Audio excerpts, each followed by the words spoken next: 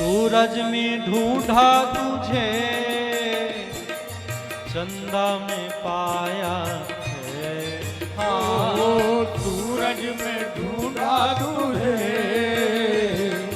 चंदा में पाया है। सूरज में ढूंढा तुझे, चंदा में पाया है। हाँ, सूरज में ढूंढा तुझे, चंदा में पाया है। अभी भी सबके हाथ ऊपर नहीं है, दोनों हाथ ऊपर करके राधे। भगवान को भी ये तो दिखाना कि हम लोग आए हैं, दोनों हाथ उठा करके लाओ। चंदा में पाया है, ढूंढा तुझे, चंदा में पाया है।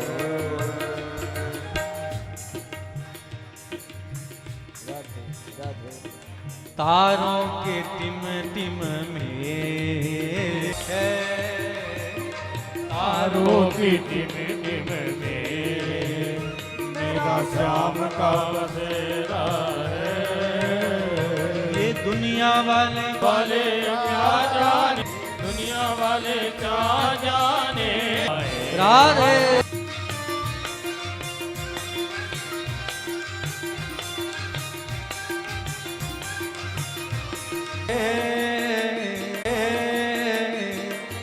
यमुना यमुना में पाया है। हाँ, गंगा में ढूंढा, गंगा में मेरे श्याम का मथुरा हम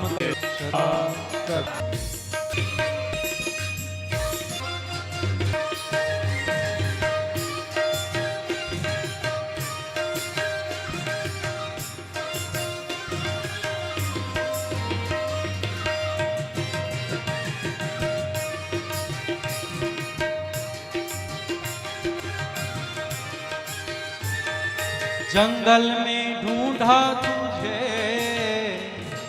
मंदिरों में पाया है।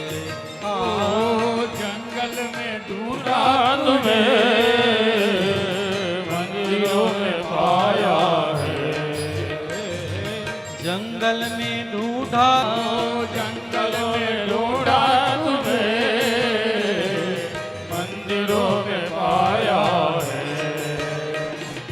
भक्तों के भक्तों के दिल में तो मेरे श्याम का बसेरा है। श्याम तुझसे मिलने का सत्संग ही बहाना है, बहाना है। श्याम तुझसे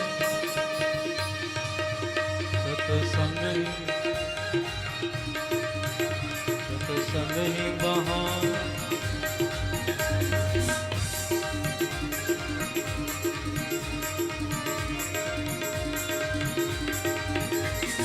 शाम तुझसे मिलने का सत्संग ही बहाना, शाम तुझसे मिलने का सत्संग ही बहाना है।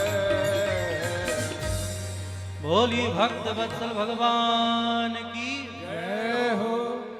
इस प्रकार भगवान श्री शनकादिक ने कहा, सदा शिव्या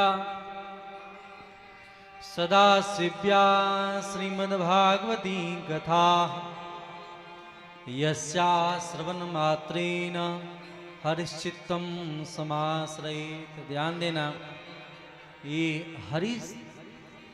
हरिश्चित्तम समाश्रयेत।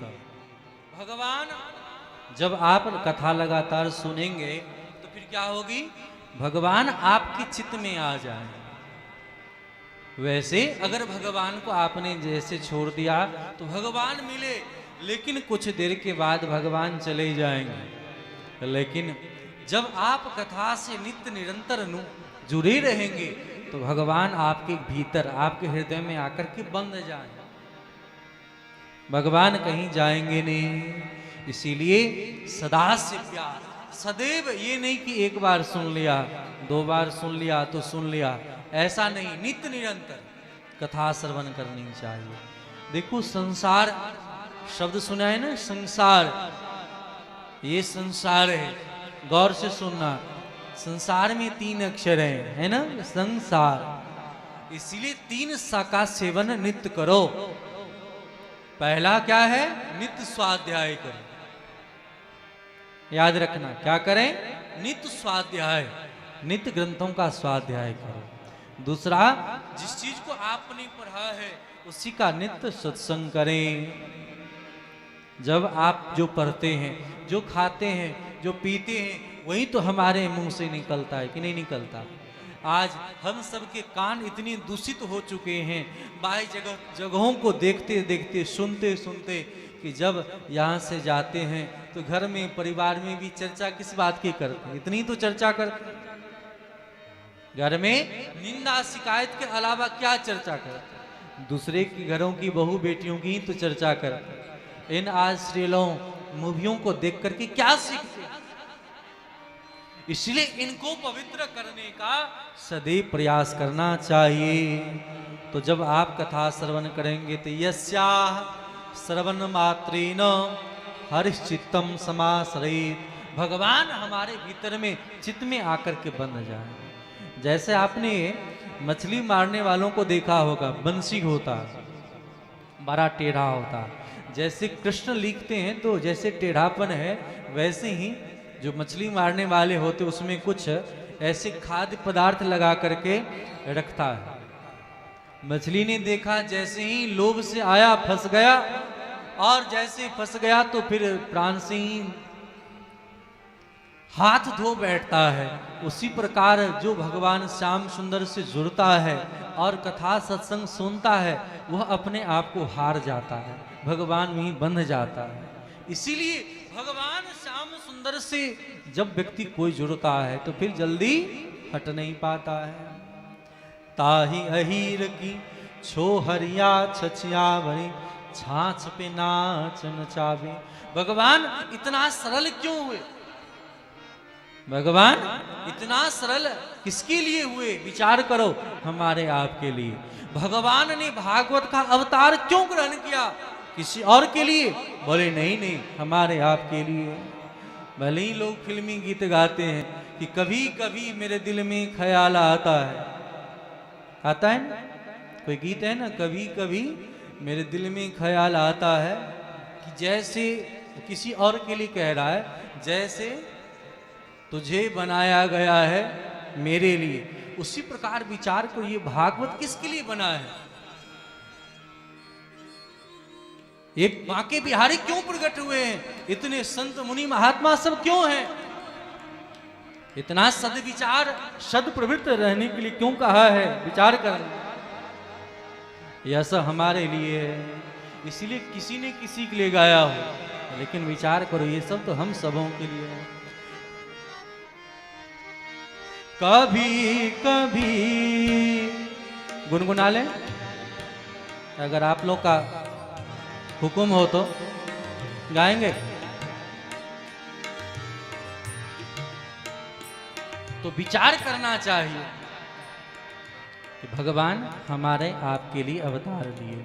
इसीलिए भागवत जी की व्याख्या करते हुए सनकादिक भगवान कहते हैं, सदा शिव्या श्रीमद्भागवती कथा, यस्या श्रवण मात्रेन हरिश्चित्तम समाश्रयेत। भगवान हमारे चित्त में आकर के बंध जाए। इसीलिए भागवत कथा सुनने वालों को बहुत सुनने की जरूरत नहीं है। किम श्रुतेन बहुभी शास्त्रै पुराणैश्च भ्रमावहै। अगर अलग अलग शास्त्रों को, पुराणों को सुनेंगे तो वह आपको भ्रमित कर देगा। इसलिए जब भागवत कथा सुनने मात्र से ही हर प्रकार का वस्तु आपको प्राप्त हो सकता है, फिर अलग अलग कथा सुनने की क्या आवश्यकता है? कोई जरूरत है? किसी के पास बहुत सारा ऋण है तो ऋण से छुटकारा हो जाएगा। किसी व्यक्ति अविद्या से युक्त है, कथा सुने तो विद्या से युक्त हो जाएगा, अज्ञानी ज्ञान को प्राप्त हो जाएगा, भक्ति चाहने वाले जीव को भक्ति प्राप्त हो जाएगी। कोई भी एक ऐसा कार्य नहीं है भगवान को जिन्हें पाने की अभिलाषा है उन व्यक्ति को भगवान मिल जाएंगे। कैसे? बोले कथा श्रवण करने से। तो भागवत जी से बढ़ करके कल्प वृक्ष कोई और नहीं है। इसीलिए भागवत नित्य स्वाध्याय करें, सत्संग करें और संकीर्तन करने का प्रयास करना चाहिए। या तो अधिक मात्रा में पढ़े, अगर अधिक नहीं पढ़ सकते तो कम से कम एक अध्याय का तो नित्य पाठ किया जा सकता है। 5-10 मिनट के लिए भी समय तो निकाला जा सकता है। लेकिन अगर 5-10 मिनट भी अगर आपने कथा सत्संग का पाठ नहीं किया, नहीं पढ़ा, तो एक श्लोक का भी अर्थ पढ़ लें तो उतना ही लाभ देगा। आग में जरूरत नहीं है कि बहुत आग हो, तो छोटी सी अग्नि भी संसार को भस्म करने का सामर्थ्य रखती है। उसी प्रकार साधारण सा स्वाध्याय भी आपको विवेक से युक्त कर सकता है। इसीलिए अश्लोकार्धम श्लोक पादम वा पठेत भागवतम च यः नित्यं पुण्यवाप्नोति राजसूर्यासुमेधयो उक्तम भागवतम नित्यं कृतं च हरिचिंतनम तुलसी पोषणम चैव धेनूनां सेवनम समम। तो भागवत जी से बढ़कर के कोई सेवा नहीं, भागवत जी से बढ़कर के कोई धर्म नहीं। इसलिए जीवन में भागवत जी को पकड़े रहो। जिस घर में मनोरंजन के इतने साधन को लगा रखा है उस घर में भागवत जी को भी रखें। लेकिन जो जीव इस धरातल पर जन्म लेकर भागवत कथा नहीं सुनता है उनको बड़ी खरी खोटी गाली दे रहे हैं। आ जन्म मात्रमपि येन सठेन किंचिम चित्तम विधाय सुख शास्त्र कथा न पीता चांडाल वच खर वदत तेन नीतम मिथ्या स्वजन्म जननी जनि दुख भाजा। संसार में मानव का तन प्राप्त करके भी जो व्यक्ति भागवत की कथा नहीं सुनता है वह मानो माँ के उदर में आकर के माँ के जवानी को नष्ट करने के लिए उसका जन्म हुआ है। जो पुत्र संसार में आकर के माता पिता के उद्धार के लिए कर्म करता है वह तो पुत्र है, अथवा उसे मूत्र कहा है। मिथ्या स्वजननी जनि दुख भाजा, उसे चांडाल के समान, खर गधे के समान, कुत्ते के समान कहा है। मिथ्या स्वजन्म जननी जनि दुख भाजा। इसीलिए भागवत जी कथा श्रवण करने के बाद निश्चित करके हम सबों का कल्याण हो जाता है। यत् फलम नास्ति तपसान योगेन समाधिनाम अनायासेन तत्सर्वम सप्ताह श्रवणे लभेत। संसार में अगर अनेक प्रकार की कामनाएं हैं, अगर जीवन में आपकी कामनाएं पूर्ण नहीं हुई है, अगर आपने कथा सुन लिया, इस कथा श्रवण करने मात्र से आपके जन्म जन्मांतर के कल्प कल्पांतरों की इच्छाएं पूरी हो जाएगी।